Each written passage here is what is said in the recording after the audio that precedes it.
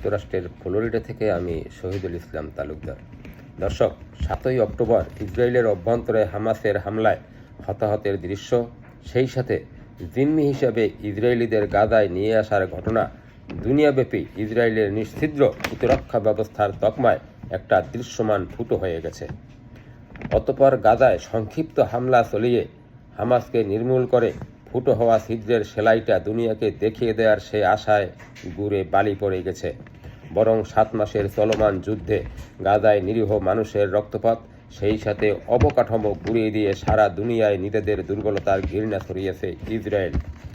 অন্যদিকে গাজার সম্মুখ যুদ্ধে হামাস সহ প্রতিরোধ যোদ্ধাদের শক্ত প্রতিরোধের মুখে পড়ে প্রতিদিন নিজেদের সৈন্যদের লাশ গুনতে হচ্ছে ইসরায়েলকে। সেই সাথে মিলিয়ন মিলিয়ন ডলারের অস্ত্র গোলাবারুদ হারাচ্ছে ইসরায়েল।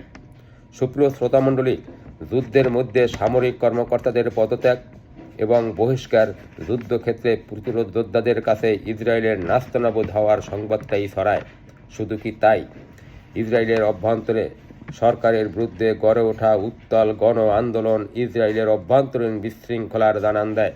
দর্শক, এর বিপরীতে ফিলিস্তিনের দ্বিধাবিভক্ত মানুষ হামাসের প্রতি আস্থা রেখে ঐক্যবদ্ধ হওয়ায় হামাস সহ প্রতিরোধ যোদ্ধাদের মনোবল বাড়ছে।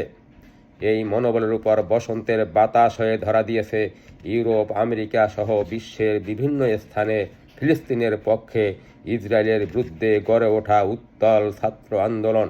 দর্শক, এইভাবে চলতে থাকলে সেই দিন বেশি দূরে নয় যেদিন ফিলিস্তিনের আকাশে স্বাধীনতার পতাকা পথ পথ করে উড়বে। দর্শক, আজকে এ পর্যন্তই। ভালো থাকবেন। আসসালামু আলাইকুম।